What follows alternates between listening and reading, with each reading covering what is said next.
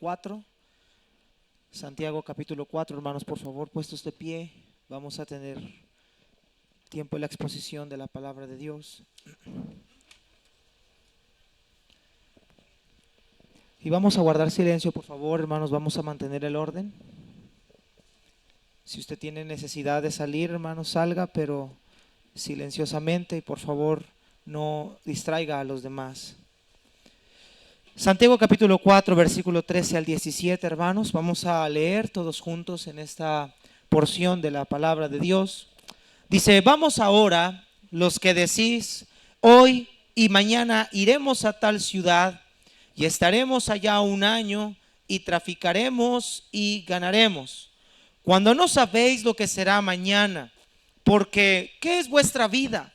Ciertamente es neblina que se aparece por un poco de tiempo y luego se desvanece. En lugar de lo cual deberías decir: si el Señor quiere, viviremos y haremos esto o aquello. Pero ahora os jactáis en vuestras soberbias. Toda jactancia semejante es mala. Y al que sabe hacer lo bueno y no lo hace, le es pecado. La planeación o la planificación de nuestra vida es importante porque permite trazarnos de una manera clara objetivos, permite que aquello que se tiene que hacer para lograr alcanzar esos objetivos se hagan. Y la planificación hasta cierto punto nos ayuda a mantener orden en nuestro diario vivir. No solamente eso, sino que mejora y fortalece nuestro estilo de vida. Nos da seguridad, nos da estabilidad y nos permite llevar a cabo una administración adecuada de dinero, de tiempo, de nuestras actividades. Planificar, queridos hermanos, siempre será benéfico, siempre será importante. Pero ¿será que Dios está en contra de la planeación? ¿Será que Dios está en contra de planificar un negocio, un proyecto, una situación profesional, una vida espiritual, un ministerio? ¿Será que Dios está en contra de ser organizados, de tener todo calendarizado? ¿Será que Dios no quiere que seamos hombres planificadores, sino hombres que día a día vayamos con la corriente? ¿Qué dicen las escrituras acerca de esto? Y hermanos, pareciera que cuando leemos Santiago, pareciera que Dios está en contra de planificar. Pero hermanos, vamos a mirar a través de este mensaje que Dios no está en contra de planificar nuestra vida. Por eso el día de hoy, hermanos, vamos a ver el tema: cuando nuestros planes excluyen la voluntad de Dios. No está mal planear. No está mal organizar, no está mal tener un proyecto. Lo que está mal, hermanos, es cuando esos planes, ese proyecto, esa planificación de nuestra vida excluyen la voluntad de Dios. Padre Celestial, bendice tu palabra, Señor, en esta tarde. Te pedimos que nos hables a nuestro corazón y nos ayudes a entender tu palabra. Y que nos perdones, Señor, porque muchas veces hemos pecado en esta área. Perdona nuestros pecados, límpianos con tu sangre preciosa, Señor. Lávanos cada día más de ello. Y Padre, yo no sé entender que estamos siempre bajo tu voluntad, que tú eres Dios, que tú nunca cambias. Que si hay alguien que está sentado en el trono, Señor, y tiene el control de todas las cosas, eres tú, Señor. Que si hay alguien a quien nosotros debemos de rendir cuentas, es a ti, Señor. Y que nada de las cosas que nosotros planeemos o hagamos tendrán éxito si no está tu voluntad de por medio. Ayúdanos a entender la importancia de buscar tu voluntad. Te lo pedimos en Cristo Jesús. Amén. Puede tomar asiento, hermanos. Sin lugar a dudas, hermanos, la vida del hombre sin Dios está marcada por la realización de su propia voluntad. El hombre natural no tiene en cuenta a Dios en absolutamente nada de su vida. El hombre sin Dios no se preocupa por la voluntad de Él. El salmista mencionó en el Salmos capítulo 10, versículo número 4, la siguiente manera: el impío de la altivez de su rostro no busca a Dios, no hay Dios en ninguno de sus pensamientos. Dice Salmos 14, dice: el necio en su corazón no hay Dios. En la mente del hombre natural, hermanos, Dios no está en sus planes. Dios no es relevante en sus acciones, mucho menos Dios es relevante en la toma de decisiones. El hombre natural vive así. Él piensa en el mañana, él vive para el mañana, él cree que las cosas le van a salir mañana y él no tiene en cuenta lo que Dios va a decir. Él no tiene en cuenta lo que Dios tiene planeado. A él no le interesa lo que Dios diga acerca de su vida. Él vive su vida conforme él quiere llevarla y el rumbo que él desea. El hombre natural se rige por una vida sin Dios. Por el contrario, o por el lado opuesto, la vida del cristiano debería de estar marcada por la búsqueda constante e incesante de la voluntad de Dios. Miren el Salmo 48, lo que David decía respecto a esto. Para el creyente debería de estar su vida marcada, dirigida, plasmada, planeada en la voluntad de Dios. Mire Salmos capítulo 40, versículo número 8. Si están aquí, hermanos, despierten. Si están aquí, Salmos 48, dice la escritura: el hacer tu voluntad, Dios mío, me ha agradado, y en tu ley está en medio de ¿qué, hermanos? Está en medio de mi corazón. Salmo 143, 10 dice: enséñame a hacer tu voluntad, porque tú eres mi Dios. Ahora, en este versículo del Salmo 48 es un salmo profético. Es un salmo que ilustra la vida de nuestro Señor Jesucristo. Y si hay alguien, hermanos, que su vida fue marcada, fue la etiqueta de su vida, que vivió, cumplió, obedeció la voluntad de Dios, esa es la vida de nuestro Señor Jesucristo. Si hay un ejemplo digno de imitar de quién es alguien que depende de Dios en sus decisiones, ese es el Señor Jesucristo. Mira el libro de Juan, capítulo 4, verso 34. En esta porción Jesús está con la mujer samaritana y los discípulos se apartan para buscar qué comer. Ahora, no te van a notar constantemente en los evangelios que los discípulos estaban mucho más preocupados por las necesidades primordiales, las necesidades básicas, que por otra cosa. Ellos van en busca de comer, necesitan comida, necesitan alimentarse y van con Cristo, se le acercan a Cristo. Para este entonces Cristo había hablado con la mujer samaritana y él le dice: espérame, voy a mi casa y a decirles que hay alguien aquí que me ha revelado toda mi vida. En ese momento, mientras Cristo está solo allí, los discípulos regresan y le hacen una pregunta y le dicen: Señor, mira, ya trajimos comida, Señor, come. Mira lo que Jesús responde en Juan 4, 34. Jesús les dijo: mi comida es que haga la voluntad del que me envió. ¿Y qué, hermanos? Y que acabe su obra. No solamente la vida de Cristo fue marcada por la voluntad del Padre, sino aún, escuche bien, hermanos, cuando las circunstancias no eran favorables, aún cuando las circunstancias no eran agradables, Cristo nunca desistió de someterse a la voluntad del Padre. En Lucas 22, 44, en esa oración en Getsemaní, estando angustiado hasta la muerte, él dijo: Padre, si es tu voluntad, aparta de mí esta copa, pero no se haga mi voluntad sino la tuya. Cristo siempre fue obediente hasta la muerte y muerte de cruz. La vida del creyente debe estar marcada por la búsqueda constante e incesante de la voluntad de Dios. Pedro exhortó a los cristianos, mira lo que dice en primera de Pedro. Pedro exhortó a los cristianos a que no vivan el tiempo que resta en la carne, dice, conforme a las concupiscencias de los hombres, sino conforme a la voluntad de Dios. El apóstol Juan escribió a los creyentes en 1 Juan 2:17, rápidamente acompáñenme ahí. 1 Juan 2:17, Juan exhortó a la iglesia en tiempos de gnosticismo acerca de lo siguiente, la voluntad de Dios. 1 Juan 2:17 dice: y el mundo pasa y sus deseos, pero el que hace, el que obedece, el que se somete a la voluntad de Dios, ¿qué pasa con él, hermanos? Permanece para siempre. Esta es la vida del creyente. El creyente debe estar marcado por buscar la voluntad de Dios en su vida siempre. Para David era un deleite, para Cristo era un deleite, para Pedro era un deleite, para Pablo era un deleite, para Juan era un deleite. Para el creyente la voluntad de Dios es agradable y perfecta.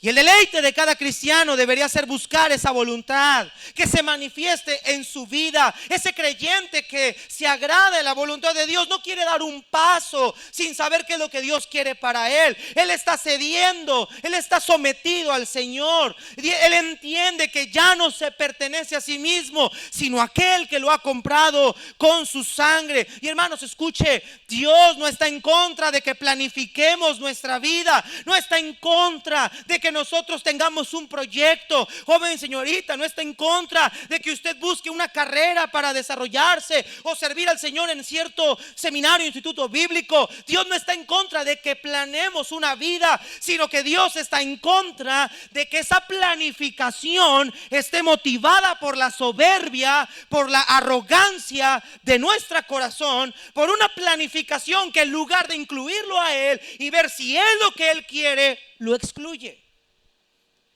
Dios no está en contra de que planeemos, Dios está en contra de que planeemos excluyéndolo a Él. Si está aquí, hermanos. Y en esta mañana vamos a analizar dos cosas. En primer lugar, la insensatez de nuestra planificación. Cuando esa planificación se vuelve insensata, pecaminosa. Y en segundo lugar, vamos a ver nuestro reconocimiento y sumisión a nuestra planificación. Cómo reconocer y someterme a la voluntad de Dios a la hora en la que yo voy a planear. Y son dos cosas que vamos a abordar en esta mañana. Vamos a ver en primer lugar, hermanos, la insensatez de la planificación. ¿Cuándo es cuando esa planificación se vuelve pecaminosa? Acompáñenme nuevamente a Santiago 4, versículo 13. Vamos a analizar acerca de este tema, este primer encabezado. Dice así: vamos ahora, los que decís, hoy y mañana iremos a tal ciudad y estaremos allá un año y traficaremos y ganaremos, cuando no sabéis lo que será el mañana. Porque ¿qué es vuestra vida? Ciertamente es neblina que se aparta por un poco de tiempo y luego se desvanece. Mira acá, hermanos, la planificación que excluye la voluntad de Dios se ve reflejada por la insensatez de nuestra vida. Se nota por medio de una actitud presunciosa que ignora completamente al Señor y que alimenta en nuestra vida un exceso de confianza. Es allí cuando nosotros llegamos a planear, llegamos a desear, llegamos a organizar nuestra vida, excluyendo qué es lo que Dios va a querer de esa planificación para su honra y gloria. Es cuando el creyente hace su vida, arma la estructura y su plan, pero no incluye al Señor dentro de ese plan. Ahora, nótelo cómo empieza Santiago. Dice, vamos ahora, en otras palabras, escuchen bien, oigan atentamente lo siguiente. Santiago no está hablando en un tono de exhortación común. Santiago está hablando en un tono de reprensión. Santiago quiere llevar a entender a la iglesia lo absurdo, lo insensato que es tratar de planear su vida sin contar con Dios. Y hermano, escúcheme acá. Lejos de Dios, separados de Él, nada podemos hacer. Todo lo que usted y yo planeemos, hagamos, tarde o temprano se va a la basura si Dios no es quien lo toma en sus manos.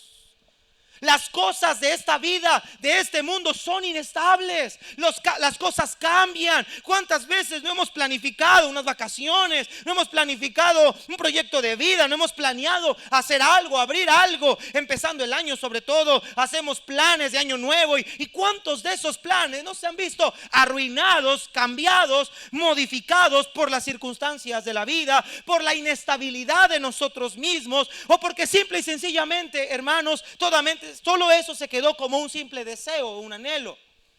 Pero la realidad es que planeamos cosas, pensamos en hacer cosas que son pasajeras, sin contar con que todas las cosas están en las manos y en el poder de Dios. Santiago dice a esta iglesia, escuchen bien ahora, Los que decís, ahora este verbo decís no está diciendo los que hoy dicen y ya, no, sino aquellos que constantemente se la viven planeando.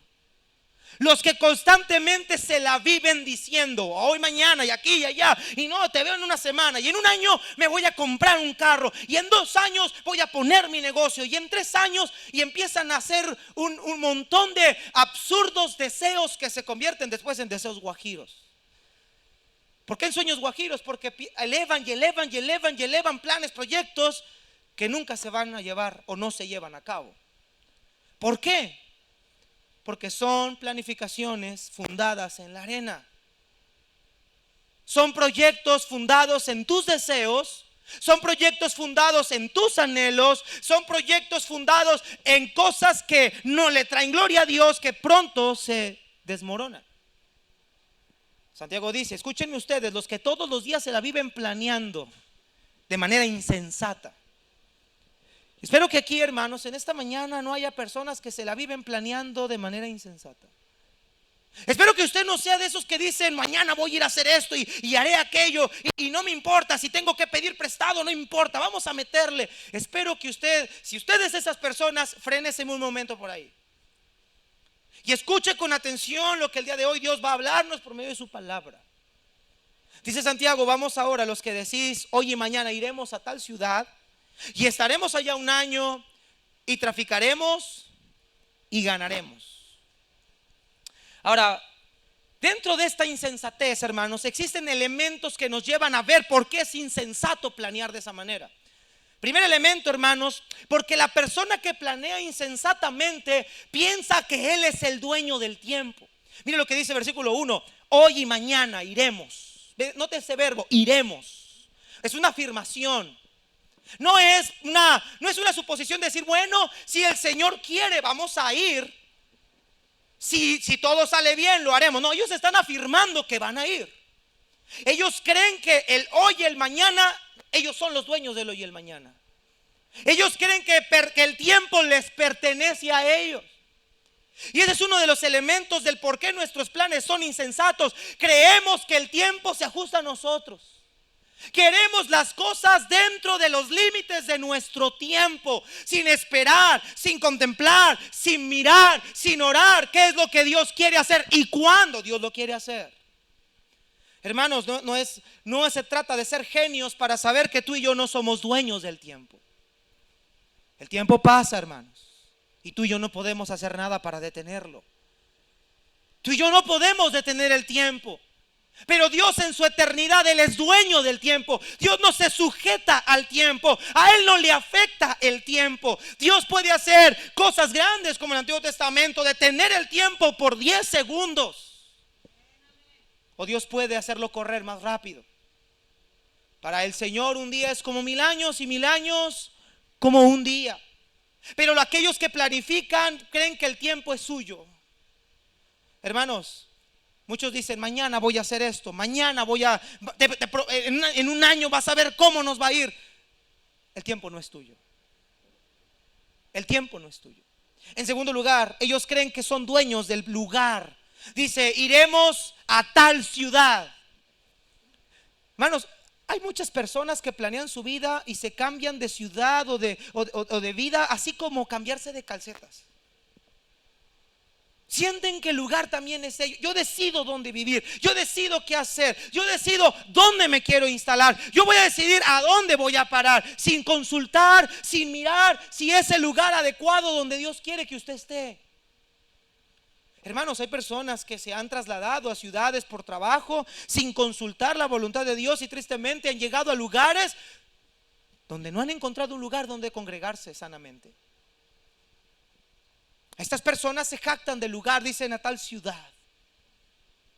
Tercer lugar, dicen que la duración es de ellos. Dice, iremos a tal ciudad y estaremos allá un año. Nota cómo dicen, estaremos un año. Ellos ya tienen planificado estos comerciantes qué van a hacer. Santiago escribe a comerciantes, los judíos eran muy buenos para el comercio. Y los comerciantes se dedicaban a viajar por ciudades llevando sus mercancías a cualquier lugar, a cualquier puerto. Y ellos, estos comerciantes aparentemente cristianos, están haciendo su vida planificada, están organizando su proyecto, su itinerario de trabajo, están diciendo cuánto van a vender, cuánto van a trabajar y a dónde van a ir. Pero Santiago les dice: momentito, ustedes están siendo insensatos en planear. Ustedes creen que el lugar es suyo, ustedes creen que el tiempo es suyo, y ustedes creen que la durabilidad de esa estancia también es suya. No solamente eso, vea lo que dice el texto: y traficaremos. Es decir, viajaremos y negociaremos. Ellos creían que la empresa era suya, su propia empresa. Y por último dice: y ganaremos. Su meta, su objetivo. Una persona insensata en planificación, él cree que el tiempo es suyo, él cree que los lugares son suyos, él cree que la estabilidad es de él cree que él hace su propia empresa, sus propios negocios, y él se pone su propia meta y su propio objetivo. Ahora, hermanos, escúchenme bien, no estoy en contra, vuelvo a repetirlo, de una persona que tenga algún objetivo, que tenga alguna meta. Si usted tiene una meta, si usted tiene un objetivo en su vida, qué bueno. El problema es que estas personas tienen una meta y un objetivo sin consultar qué es lo que Dios quiere para ellos. Ese es el problema. Ellos no están pensando en lo que Dios quiere de ellos. Ellos están pensando en sus propios deleites. ¿Por qué dices eso, pastor? Acompáñame a Santiago 4, verso 2. No por nada Santiago escribió esto antes de escribir lo siguiente: codiciáis. ¿Por qué? Porque ellos planificaban su vida, porque eran codiciosos, eran avaros. Codiciáis y no tenéis, matáis y ardéis de envidia. Eran envidiosos. Siga leyendo. Y no podéis alcanzar, combatís y luchar, pero no tenéis por lo que decías, porque no pedís. Y si pedís, no recibes, porque pides mal para gastar ¿en qué, hermanos? En nuestros deleites. El problema es, según el contexto, que estas personas planificaban para sus deleites. Planificaban para satisfacer sus deleites, sus necesidades. Lo hacían por codicia, lo hacían por envidia, lo hacían por avaricia, lo hacían por presunción, lo hacían por soberbia, lo hacían por arrogancia. Pero nunca lo hacían para que eso, ese proyecto, esa meta, ese propósito glorificara a Dios. Lo hacían para sus propios deleites. ¿Sí está entendiendo, hermanos? El problema de la planificación insensata es que planificamos sin Dios. Planifico para mí, para mis arcas. Mire lo que dice Lucas 12. Cristo contó una parábola para ilustrarnos algo como esto. Acompáñenme a Lucas 12, verso 16. Lucas 12, verso 16. Note ahí el contexto de esto, hermanos. Lucas 12, 16. Verso 13. Lucas 12:13, vamos a leer contexto. Dice: le dijo uno de la multitud: maestro, dile a mi hermano que parta conmigo la herencia. Ahora mira acá, vamos a ver la razón de esta parábola. Un hombre se acerca con Cristo y le dice a Cristo: Señor, pues tú eres justo, dile a mi hermano, con la autoridad que tú tienes, que la herencia que papá dejó me la comparta. La intención de este muchacho de ninguna manera era relacionarse bien con su hermano, era que su hermano le diera herencia. Ve el versículo 14, la respuesta de Cristo: hombre, ¿quién me ha puesto sobre ustedes como juez o partidor? Y él les dijo: mirad y guardados de toda qué, hermanos. ¿Cuál era el problema de este jovencito, de su hermano? La avaricia. ¿Cuál era el problema de la planificación de la iglesia en el tiempo de Santiago? La codicia, la envidia, la avaricia, gastar para sus deleites. ¿Sí está viendo, hermanos? Una planificación insensata tiene que ver con que esos planes me satisfagan a mí, me generen a mí. Por eso son planificación sin Dios, porque no me interesa lo que Dios opine, porque no me interesa lo que Dios quiere darme, porque no me interesa lo que Dios me ha pedido hacer para Él. Me importa más lo que yo voy a hacer para mí y para los míos. Por eso Cristo le dice: mira, hijo, el problema tuyo es la avaricia, porque la vida del hombre no consiste en la abundancia de los bienes que posee. Hermanos, la felicidad no radica en cuánto tiene usted. Usted puede vivirse toda la vida planeando y planeando hacer más dinero, pero usted cree que va a obtener la felicidad. Hermanos, la vida del hombre no consiste en cuánto tienes. Nuestra vida tiene valor porque fuimos enriquecidos por la gracia de Dios. Fuimos enriquecidos en el Evangelio. Fuimos enriquecidos en la salvación por el medio del Espíritu Santo. Nuestra herencia, nuestra riqueza es espiritual, no material. Y Cristo les cuenta una parábola diciendo, versículo 16, la heredad de un hombre rico había producido mucho. Y él pensaba dentro de sí diciendo, ¿qué haré? Porque no tengo dónde guardar mis frutos. Y él dijo, esto haré, derribaré mira los planes. Y él dijo, derribaré mis graneros, los edificaré mayores, y allí guardaré todos mis frutos y todos mis bienes. Y diré a mi alma, alma, muchos bienes tienes guardados para muchos años, repósate, come, bebe, regocíjate. Pon un separador porque vamos a regresar ahorita allí. Vea la planificación de este hombre que Cristo cuenta en la parábola. Este hombre estaba haciendo ya todos los planes de su vida. Voy a ganar riquezas y después voy a guardar, almacenar. Y le diré a mi alma, tú tienes mucho para seguir adelante. Tengo mucha vida por delante para seguir haciendo negocios. Santiago dice, versículo 14, cuando no sabéis lo que será mañana. Porque, ¿qué es vuestra vida? Ciertamente es neblina que se aparta por un poco de tiempo. ¿Y luego qué, hermanos? Ahora Santiago cambia de los elementos de la insensatez a hablarnos de las razones. ¿Por qué es insensato planear así? Número 1, porque dice, los tiempos son inciertos. Ve el versículo 14. Cuando no sabéis lo que será, ¿qué, hermanos? Mañana. Tú y yo no sabemos lo que va a ser el mañana. Tú y yo no tenemos ni la más mínima idea de lo que va a pasar mañana. El mañana es incierto. Mire Proverbios 27:1. Por eso dice Santiago, no planifiquen con esa insensatez. No planifiquen excluyendo a Dios. Ustedes no saben si mañana les va a ir bien. Ustedes no saben si mañana van a estar aquí. Ustedes no saben si ese negocio mañana subsistirá. Ustedes no saben qué va a pasar mañana. Mire Proverbios 27:1, perdón. Si están aquí, hermanos, despiértense. Tuvieron tiempo para dormir, despiértese. Mire lo que dice Proverbios 27:1. No te jactes, o en otras palabras, no seas fanfarrón del día de mañana, porque no sabéis qué dará de sí. ¿Qué dice, hermano? El día.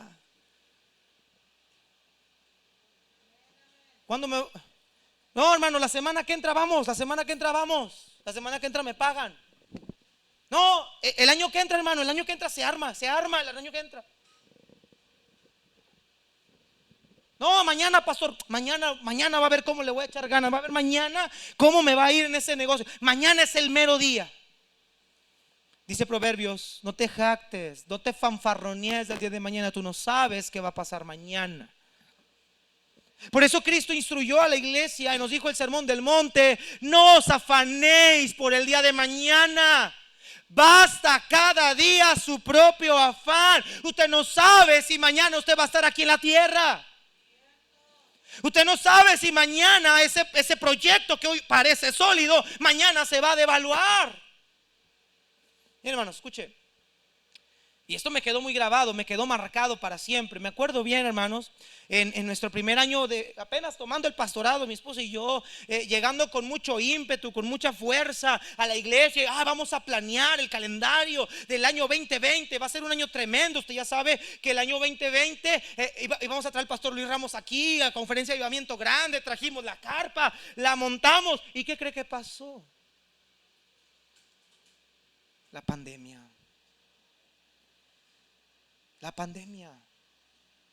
Negocios se cayeron, personas fallecieron,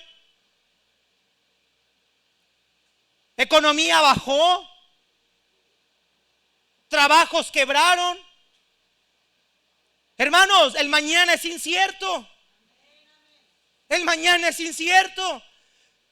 Nunca, y siempre lo he dicho en otros sermones atrás, El 31 de diciembre del 2019 a las 11:59 de la noche estábamos aquí algunos congregados diciendo: este 2020 va a ser muy bueno, y fue el peor de los años para muchos de nosotros. Porque llegamos a garantizar que el mañana es nuestro. Llegamos a creer que vamos a despertar el mañana. Y las cosas las dejamos para ese mañana porque estamos seguros de que el mañana va a llegar, cuando no sabemos lo que va a pasar. El pastor y comentarista John MacArthur dice: la vida no es algo simple, es una compleja matriz de fuerzas, sucesos, personas, eventualidades y circunstancias sobre las que tenemos muy poco o ningún control, haciendo imposible que alguien pueda cerciorarse de planificar o asegurar algo para el futuro. Es incierto el día del mañana. Mire lo que dice Proverbios capítulo 3, versos 5 al 6. Proverbios capítulo 3, versículos 5 al 6. Por eso Santiago dice: por eso planificar así es insensato, porque tú no sabes que tus tiempos son inciertos. Miren, hermanos, hoy el dólar bajó a 16 pesos. Está a 16 pesos. En la pandemia estaba a 20. Tan inestable la economía. Hace años los billetes valían de una manera, ahora valen de otra manera. Hace años con 5 pesos te comprabas unas papas y un jugo. Hoy con 5 pesos ni la paleta Tupsi alcanza. Los tiempos son inciertos. Hace años el clima era perfecto, hoy en día es un calor insoportable. Los tiempos son inciertos. Proverbios 3 dice, verso 5 y 6: fíjate de Jehová. Ve, ahí es donde está lo seguro, hermanos. Escucha, querido hermano, ahí es donde está lo seguro. Fíjate, confía en Jehová de todo tu corazón y no te apoyes en tu propia prudencia. Reconócelo en todos tus caminos y Él enderezará tus veredas. No seas sabio en tu propia opinión, teme a Jehová y apártate del mal, porque será medicina a tu cuerpo y refrigerio. ¿Qué dice, hermanos? Tus huesos. Dice: reconócelo en todos tus caminos. No te apoyes en tu propia prudencia. Hermanos, el problema es insensato planear sin Dios, porque tú y yo no sabemos qué va a pasar. En segundo lugar, dice Santiago, es insensato planear sin Dios por la transitoriedad de nuestra vida. Mire Santiago capítulo 5, regrese ahí, versículo número 14. Cuando no sabéis lo que será mañana, porque ¿qué es vuestra vida? Ciertamente es neblina o vapor que se aparece por un poco de tiempo y luego se desvanece. Santiago dice: planear sin Dios es tan insensato porque no sabes lo que mañana va a traer y porque tu vida es pasajera. No solo el tiempo es incierto, tu vida y mi vida es incierta. Nadie nos garantiza que vamos a respirar mañana. Santiago le recuerda que planificar esto al hombre es insensatez. El hombre no tiene control de su vida. Oh, hermanos queridos, quitémonos esa idea humanista, posmodernista de que somos dueños de nuestra vida. Tú y yo no somos más que polvo, que al polvo va a regresar. Si está aquí, hermanos. No tenemos conocimiento del transcurrir del mundo. La vida es tan transitoria como el humo de una hoguera, tan transitoria como el humo que sale o el vapor que sale de una taza de café. Tan transitoria es nuestra vida como una planta que en verano florece y en el invierno se seca. Salmo 90 nos dice que nuestra vida ciertamente es neblina que se aparece por un poco de tiempo y luego se va. Somos como la hierba del campo que hoy crece y mañana es cortada. Hermanos, nuestra vida no depende de nosotros, depende de Dios. Nuestra vida es de Dios. El problema es que nos sentimos los dueños del mundo. Mira, hermanos, regresando al ejemplo, ¿qué mejor ejemplo que ese? Es increíble cómo un virus microscópico, tan pequeño a la vista del ojo humano, pudiera acabar con millones de personas en el mundo en 3 años. No importa, mira hermanos, hubo gente que pagó miles de pesos por una cura, miles de pesos en tratamientos, miles de pesos en tiempo de internado en hospitales caros. Mucha gente creyendo que yendo a Los Ángeles o yendo a hospitales caros, y no estoy en contra de que usted vaya a un hospital caro, qué bueno si lo puede costear. El problema es gente creía que hospitales caros iban a salvaguardar sus vidas por la cantidad inconsiderable de dinero que pagaban. Hermanos, Dios puede sanar a gente aún en su propio hogar o quitarle la vida. La vida es de Él. Él es quien da la vida y Él es quien la quita. Usted y yo no somos dueños de nuestra vida. Mire lo que dice Deuteronomio, hermanos, acompáñenme por favor ahí rápido. Deuteronomio 32, 39. Tenemos que entender que nuestra vida no depende de nosotros mismos, hermanos. Deje de planificar, deje de confiar en sí mismo, deje de actuar pedantemente y arrogantemente, pensando que lo que usted ha conseguido es por usted mismo. No, hermano querido, usted si está vivo ahorita es por la misericordia de Dios. Es por su misericordia nada más que usted está vivo. Mire lo que dice Deuteronomio 32, 10. Perdón, se me hace que lo noté mal. 32, 39, disculpe. Ved ahora que yo soy y no hay dioses conmigo. Yo hago morir y yo hago vivir. Yo hiero y yo sano. Y no hay quien pueda librar de qué, hermanos, de mi mano. La vida no es nuestra. Tú no puedes garantizar tu mañana porque la vida no depende de ti. Hermanos, hay gente que ha muerto de muchas maneras. Muchas formas. Y personas que aparentemente eran saludables físicamente, sin ninguna enfermedad crónica, han perdido la vida en accidentes o en su muerte natural. Hermanos, la muerte se le aparece en el sentido metafórico, estoy hablando obviamente, no estoy hablando de la mona esa fea. La muerte se le aparece a cualquier persona de cualquier edad. Bebés, niños, jóvenes, adultos, ancianos. Y usted y yo, hermanos, no sabemos cuándo va a ser el último día que estemos respirando en este planeta. Yo siempre he dicho que nosotros somos como una comida o alimento enlatado. Tenemos una fecha de caducidad en la frente, solo que usted y yo no sabemos cuándo es. Usted y yo no sabemos cuándo es. Pero Dios nos recalca una y otra vez: tu vida es breve. Tu vida y mi vida es breve.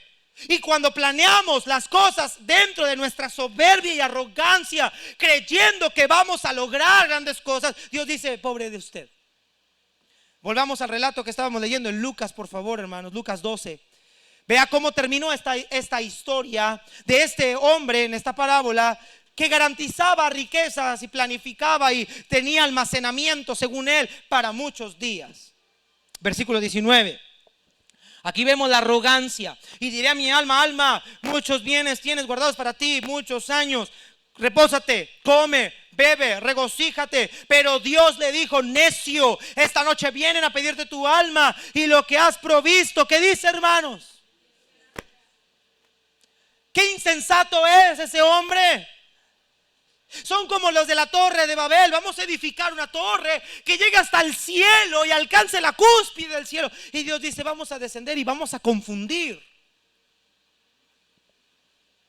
Por eso el Salmo 90, Moisés dice: Señor, tú nos has sido refugio de generación en generación. Antes de que los montes salieran, Señor, tú estás allí. Pero el hombre en cambio es como una hierba del campo que florece y crece y se marchita. ¿Qué somos nosotros ante la eternidad de Dios, hermanos? ¿Qué es vuestra vida ante Dios? Solamente es neblina. Por eso es insensato que usted pretenda hacer planes excluyendo a Dios de su vida. Usted no es nada sin Dios. Su vida es transitoria. Usted es débil. Usted y yo somos débiles. Polvo. Dijo Job: ¿qué es el hombre para que tengas de él memoria? En otro pasaje Job dice: yo soy gusano, y el hombre ciertamente es gusano, el hijo de hombre. ¿Qué es nuestra vida para jactarnos de esa manera? ¿Quién se siente que es usted para creer que todo lo que pasa usted lo puede controlar? Yo sí le voy a decir quién es usted. Usted es un arrogante. Usted es un soberbio, altivo, que piensa que las cosas se rigen por su tronido de dientes, por su tronido de manos, por su chasquido de mano. Muchas veces tiene que descender y decirnos: tú no eres nadie, y mostrarnos que no somos nadie. Y así como planificamos una vida exitosa, así Dios, en un soplo, en un abrir y cerrar de ojos, en un pequeño viento, poder de su palabra, puede desviar nuestros planes y frustrarlos en gran manera. Dios puede hacer eso. Dios puede hacer eso. ¿Por qué, hermanos? Porque tú y yo somos débiles. Tú y yo no somos dueños del tiempo, tú y yo no somos dueños de nuestra vida. Ahora, Santiago va a decir, vamos a la raíz. ¿Por qué la gente planifica de esta manera insensata? Santiago, por favor, capítulo 5, regresemos otra vez allí. Versículo 16. Ahorita vamos a tocar el 15, vamos a guardarlo un momento. Dice: pero ahora os jactáis. ¿En vuestras qué, hermanos? ¿En vuestras qué, hermanos? Soberbias. Toda jactancia semejante es ¿qué? Es mala. El que sabe hacer lo bueno y no lo hace, le es pecado. La raíz de esta planificación insensata, hermanos, es la soberbia y la arrogancia, la jactancia que hay en nuestros corazones. La palabra jactancia, hermanos, significa una persona que hace alarde de sus logros. Es una persona que confía en sus capacidades, confía en sus títulos, confía en su talento, confía en sus habilidades, confía en lo que tiene a la mano. Cree que lo que tiene es porque él se lo ha ganado. Y déjame mostrarte una cosa, queridos hermanos. Todo lo que nosotros tenemos ha sido, será y siempre va a ser por la gracia y la misericordia de Dios. Porque tú y yo, de estar solos en esta vida sin Dios, no somos más que absolutamente nada. Y Dios se lo tuvo que recordar a un hombre. Acompáñame a Daniel, por favor, capítulo 4. Dios le tuvo que recordar a un hombre que lo que él tenía, que lo que él era por la gracia de Dios. Y este personaje se llama Nabucodonosor. Note el libro de Daniel 4. Daniel 4. Versículo número 24. No vamos a leer todo el texto por tiempo, hermano. Usted lo puede leer en su casa. Nabucodonosor, hermano, rápido le voy a dar contexto. Era el rey de los caldeos, Babilonia.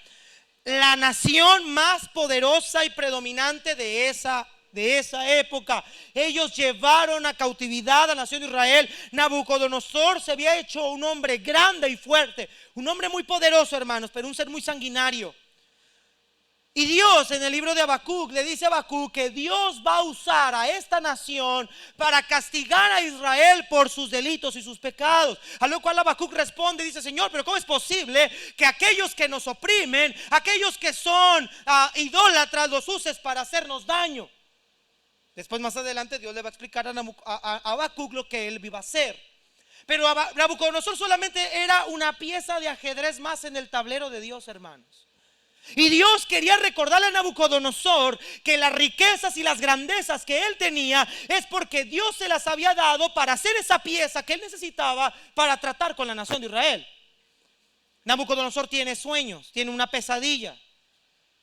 Le manda a llamar a Daniel que le revele cuál es el sueño. Mire el versículo 24 y aquí está la interpretación de ese sueño.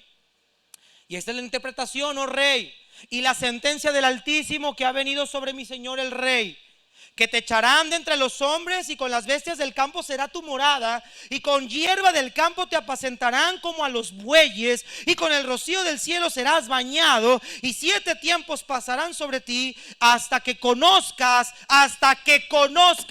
que el Altísimo tiene dominio en el reino de los hombres y que lo da a quien él quiere. ¿Por qué Daniel le dice esto a Nabucodonosor? Muy fácil. Dios se había dado cuenta que el corazón de Nabucodonosor se había ensoberbecido creyendo que las riquezas y grandezas que Nabucodonosor tenía y lo grande y portentoso y monumental que eran los caldeos en ese tiempo, Nabucodonosor creyó que era por su propia mano. Dios le dice a Nabucodonosor por medio de Daniel: hazle recordar a este hombre que él es una pieza más mía. Hazle recordar que lo que tiene es porque yo se lo he dado y yo le doy el poder a quien yo quiera dárselo. Enséñale que el verdadero rey de las naciones soy yo. Ahora, note lo que hizo Nabucodonosor, que es exactamente lo mismo que hacemos aquellos que planificamos creyendo que Dios no, creyendo que si estamos fuera de la voluntad de Dios nos irá bien. Vea el versículo 26. Y en cuanto a la orden de dejar a la tierra la cepa de las raíces del mismo árbol, significa que tu reino te quedará firme luego que reconozcas que el cielo gobierna. Vea lo que dice ahora el versículo 27. Por tanto, rey, acepta mi consejo. Tus pecados redime con justicia, tus iniquidades haz misericordias para los oprimidos, pues tal vez esto será una prolongación de tu tranquilidad. Verso 29.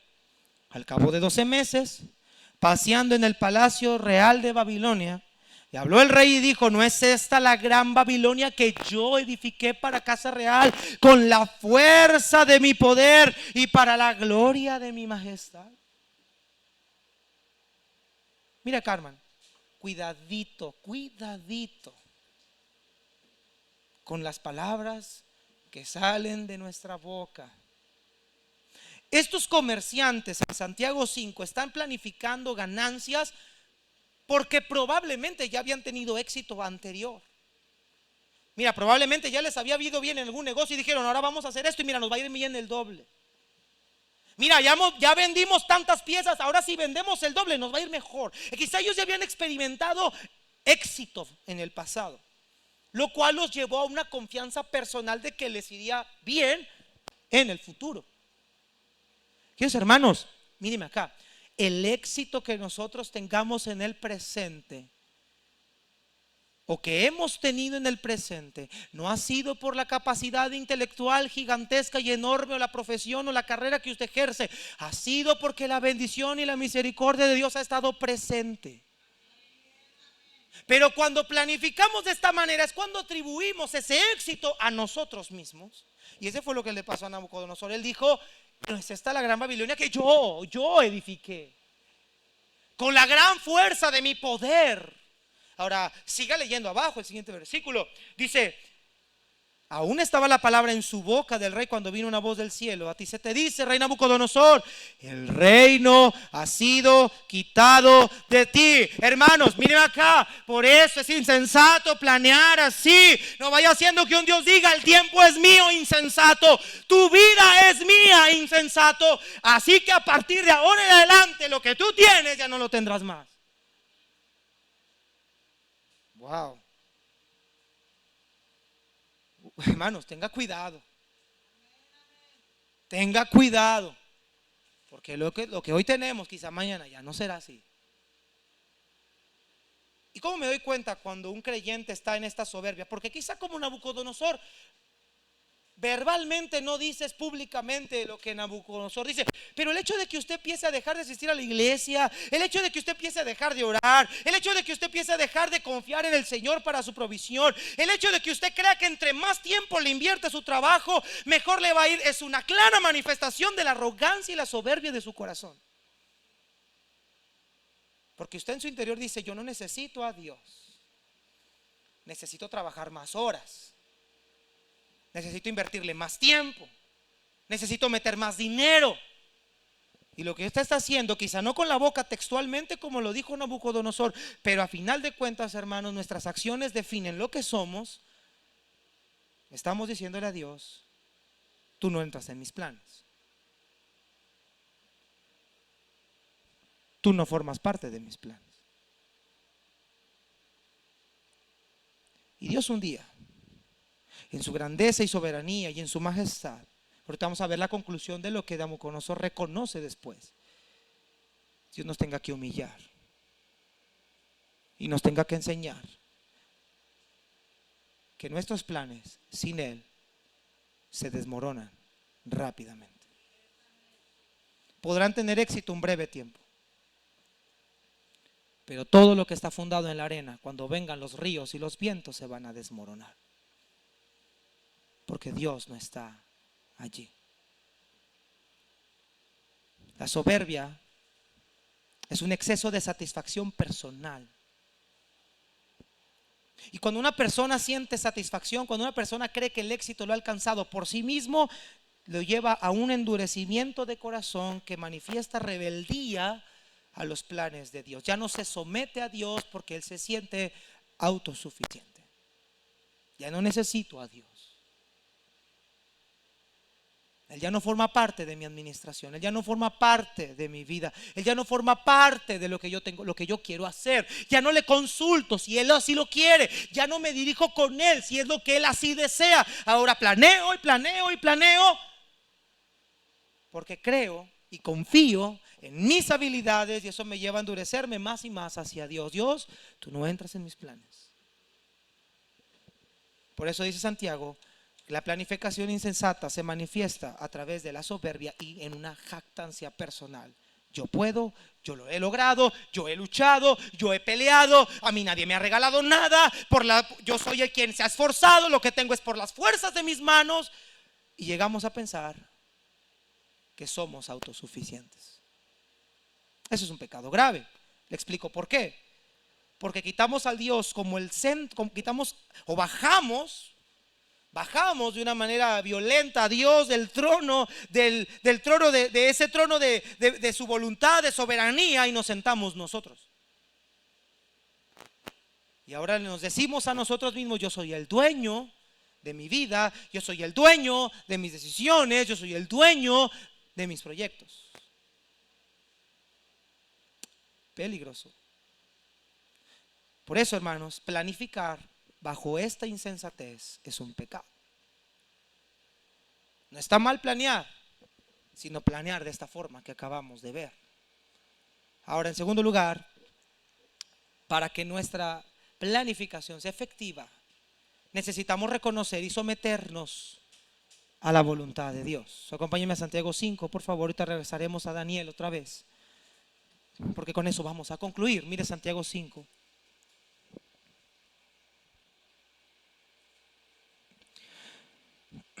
Capítulo 4, versículo 15. En lugar de lo cual deberías decir, ¿qué, hermanos? Si el Señor quiere, viviremos y haremos esto o aquello. Cuando nosotros vamos a planificar, lo vamos a hacer primeramente en el reconocimiento de la soberanía de Dios. Si Dios quiere. Y eso es importante, hermanos, porque muchas veces lo que tú quieres no es lo que Dios quiere. Porque muchas veces lo que tú anhelas o deseas o añoras no es lo que Dios quiere. Y cómo nos revienta en el alma cuando no se nos da lo que yo quiero. Actuamos como niños caprichosos, berrinchudos, pataleando con Dios, diciéndole a Dios: tú no eres bueno porque no me das lo que yo te pido. No, hermano, no es que Dios sea malo, es que Dios es sabio. Dios sabe que hay cosas que no nos convienen. Hermano, Dios nos conoce. Dios sabe la clase de personas que somos. Dios sabe la clase de corazón que tenemos. Pero cuando una persona planea y dice: Señor, aquí están mis planes, Señor, aquí está este proyecto, este negocio que quiero abrir. Señor, si tú quieres, prospéralo. Señor, si tú quieres, provéeme. Señor, si tú quieres, dame lo que necesito. Y si no, Señor, voy a estar contento. No se aferra, no se arma, no reniega, se somete. Pablo constantemente, hermano, no voy a ir por tiempo allí, pero Pablo en todas la mayoría de sus cartas, él dijo: yo quiero ir a vosotros si el Señor quiere. O yo voy a ir a vosotros según la voluntad de Dios. Y muchas veces Pablo tuvo el deseo de viajar, no recuerdo bien, creo que es a Tesalónica, si mal no recuerdo. Y él dijo: quise visitarlos, pero el diablo nos ha estorbado. Hermanos, muchas veces queremos muchas cosas, incluso hasta para las cosas de Dios que parecen buenas. Podemos querer muchas cosas, pero si Dios quiere. Y muchas veces, hermanos, Dios no va a querer y muchas veces Dios va a querer. Él es omnisciente, Él sabe lo que hace. Él es omnisciente, Él sabe la situación, Él conoce las cosas, Él sabe lo que va a pasar. Cuando yo planeo reconociendo a Dios y a su soberanía, sometiéndome a su voluntad, todas las cosas que yo planeé van a estar bien. ¿Sí me está oyendo, hermanos? Mire Santiago 4, lea lo que dice versículo 6. Pero Él da mayor gracia, por esto dice: Dios resiste a los soberbios y da gracia a los humildes. ¿Y cómo puedo ser humilde, pastor? Verso 7: someteos pues a Dios. La clave de planear es sometiéndome al designio de Dios. Como Cristo dijo: Señor, no se haga lo que yo quiero, sino lo que tú quieres. Mira, hermanos, escúcheme. Muchas veces hacemos negocios con personas sin discernir. Señor, ¿será correcto que yo haga negocios con él? Señor, ¿será sabio que yo invierta mi dinero aquí? Señor, ¿será tu voluntad que yo compre este vehículo? Señor, ¿será tu voluntad que yo vaya a tal lugar, a tal fiesta, a tal viaje? Señor, mira, muchas veces hasta las vacaciones las planificamos sin consultar a Dios. Cosas tan sencillas. Pero hoy vemos la arrogancia del corazón. ¿Cuántas veces Dios no nos ha frustrado planes? ¿Cuántas veces Dios no nos ha puesto un alto y se ha dicho: hey, quieto? Miren, hermanos, nuestra soberbia no puede someterse a Dios. Necesitamos humillarnos bajo la mano de Dios. Y Nabucodonosor tuvo que aprender a la mala. Vamos a regresar ya a Daniel 4. Ya vamos a concluir, hermanos. Vamos a regresar a Daniel 4.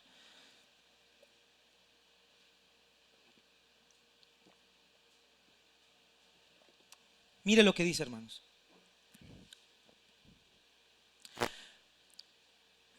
Nabucodonosor duró 7 tiempos, 7 años, actuando como una bestia del campo. Dice la Biblia que él perdió la razón.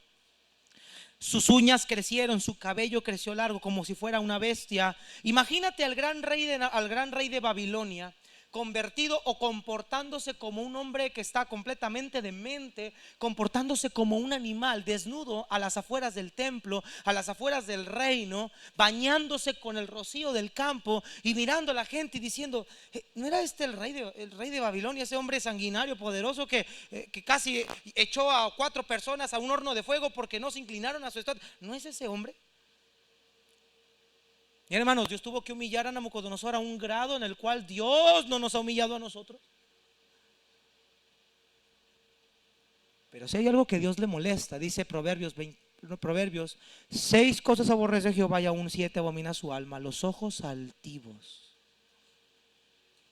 Comienza con los ojos altivos, porque la soberbia es una manifestación de un reinado personal. ¿Qué dijo Satanás? Subiré hasta los cielos y seré como Dios. Yo no quiero estar abajo de Dios, yo quiero ser un Dios. Y el ser humano quiere ser un Dios para sí mismo. Nabucodonosor se sentía un Dios para sí mismo, para la nación de Babilonia, y Dios le tuvo que enseñar lo que él era.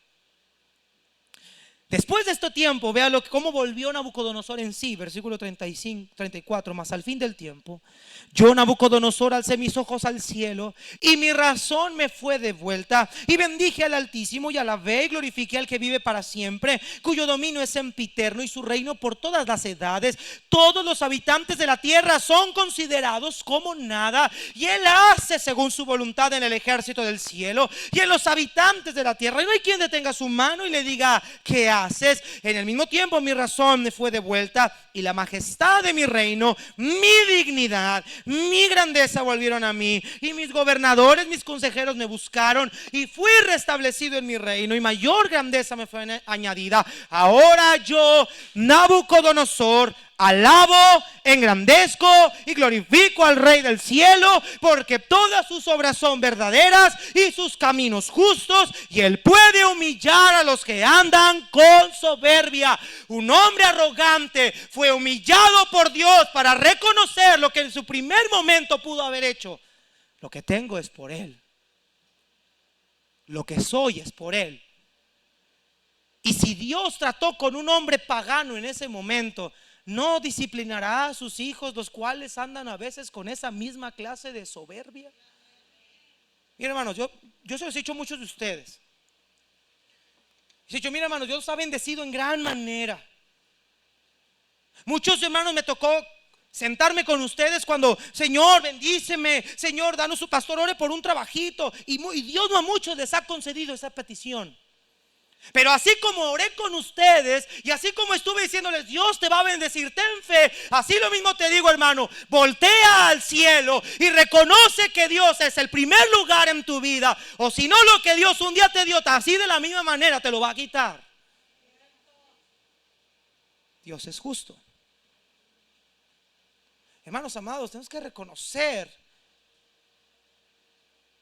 que necesitamos la soberanía y la omnisciencia de Dios. Por eso dice Santiago, en lugar de decir mañana iremos y traficaremos y ganaremos, mejor di, si Dios quiere. Ahora, muchos utilizan la palabra si Dios quiere como decirle a una persona Dios te bendiga. Mira, hermano, decimos Dios te bendiga como decir hola, buenos días. Dios te bendiga, hermana, pero la pregunta es, ¿realmente siente tu corazón un deseo de que Dios lo bendiga? Solamente repetimos palabras y muchas veces así decimos, no, mañana si Dios quiere, pero nuestra boca dice si Dios quiere, pero nuestro corazón ya tiene un plan. No, pastor, si Dios quiere, pero mi corazón ya tiene un plan. Entonces no es si Dios quiere, es lo que yo quiero disfrazado de lo que Dios quiere. Hermanos, con esto cierro y concluyo. ¿Dios se equivoca en algún momento?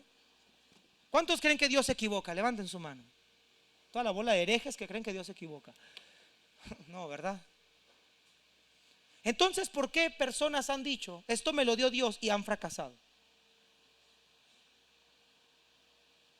Yo conozco jóvenes que dicen, no, pastor, Dios me reveló que ella va a ser mi esposa, y tronó el asunto. ¿Dios se equivocó entonces?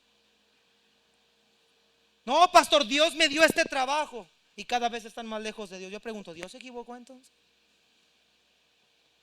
Es muy fácil decir si Dios quiere o Dios me dio, porque lo podemos hacer con la boca y podemos engañar a las personas que nos rodean, pero a Dios no lo vamos a engañar. Decimos que Dios nos dio las cosas y Dios en el cielo dice, pero yo no te he dado absolutamente nada. Lo que hiciste, la forma en la que lo hiciste, la forma en la que lo conseguiste, no fue de mi mano, fue tu propia mano. El problema es que disfrazamos las cosas diciendo que Dios nos las dio para calmar nuestras conciencias, que cada vez más se van a cauterizar por un pensamiento soberbio y arrogante. Somete tus planes a la voluntad de Dios. Cuando tus planes excluyen la voluntad de Dios, esos planes tarde o temprano van a caerse. Pastor, ¿me lo estás deseando? No. Te estoy diciendo algo que está registrado allí. Te estoy diciendo lo que va a pasar porque aquí está. No es un deseo. Mi deseo es que todo plan que usted haga, Él vaya siempre en el primer lugar. Él vaya en el primer lugar. Porque cuando Él está en primer lugar, todos esos planes, esos proyectos, esas metas van a tener éxito. Querido hermano, ¿usted está planificando la voluntad de Dios? ¿O usted está actuando jactanciosamente? Hace su vida, ya tiene la agenda, pero Dios no está ahí. Puestos de pie, hermanos, vamos a orar. El altar está abierto, hermanos. Yo creo que todos en algún momento, yo lo compartí.